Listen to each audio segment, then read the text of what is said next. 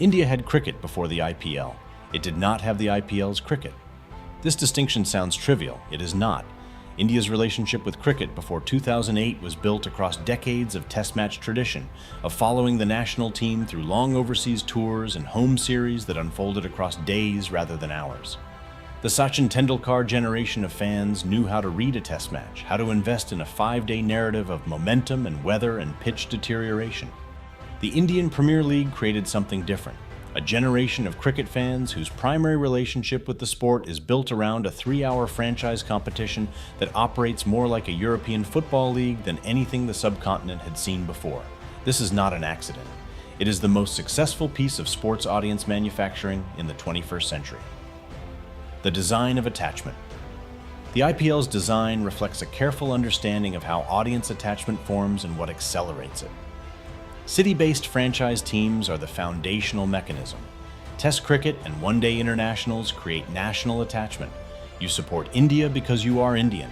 The IPL created a second layer of attachment. You support Mumbai Indians or Chennai Super Kings or Royal Challengers Bangalore because of the city, because of the players on the roster, because of the celebrity owners, because of the result of the auction that assembled the team you now follow.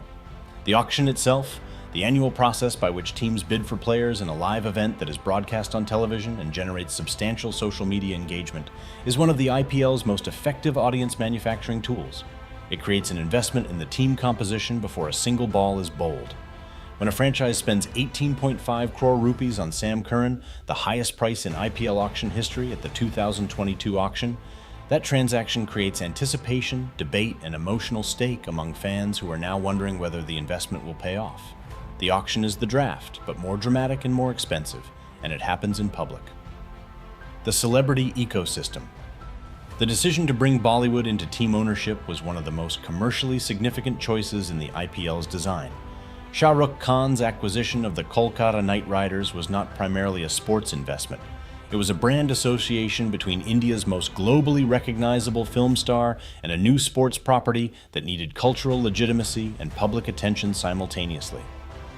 The KKR's early seasons were notable not just for their cricket, but for Shah Rukh Khan's presence at matches, his visible emotional investment in the results, and the media coverage that followed him wherever the team played.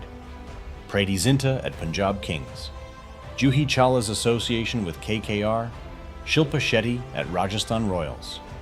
Each celebrity owner generated media attention that drove awareness among audience segments that cricket had not previously reached.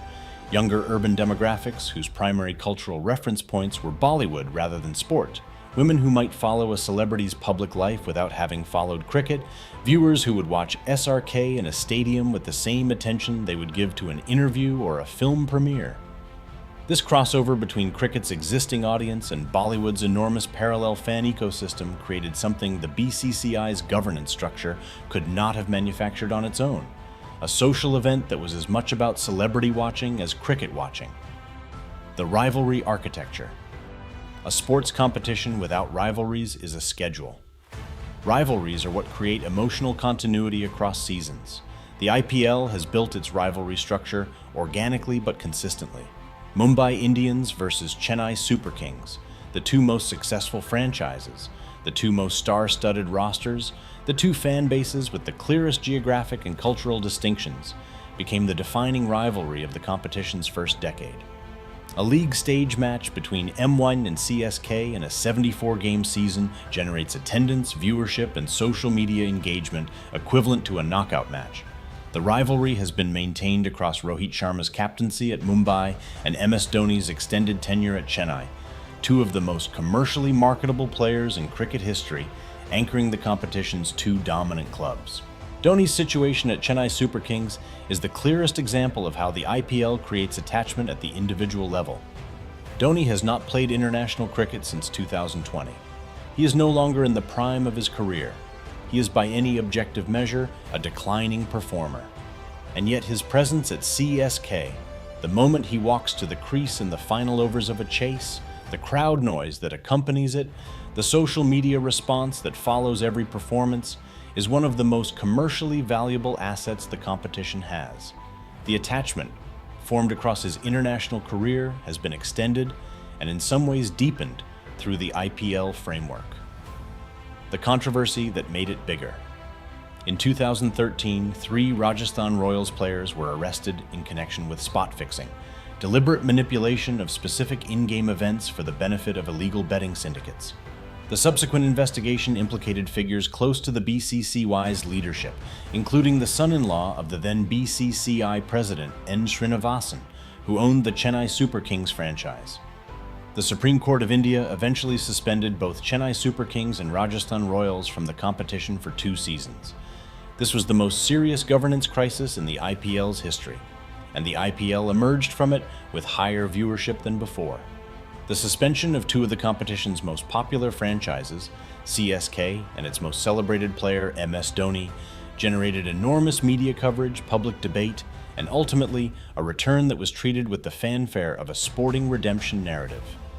CSK won the IPL title in their first season back. Dhoni was celebrated as though he had returned from exile. The controversy, far from damaging the IPL's audience relationship, had deepened it by generating real stakes, real drama, and a genuine emotional payoff that scripted entertainment could not have produced. The generation that grew up with it. The most significant audience shift the IPL has produced is generational. A 15-year-old cricket fan in India in 2025 has lived their entire conscious life in an era when the IPL exists. Their understanding of cricket is shaped around franchise competition, player auctions, innings limitations, and the specific rhythms of 2020 cricket. They may follow Test cricket as a supplementary interest. They may not follow it at all, but the IPL is their primary relationship with the sport.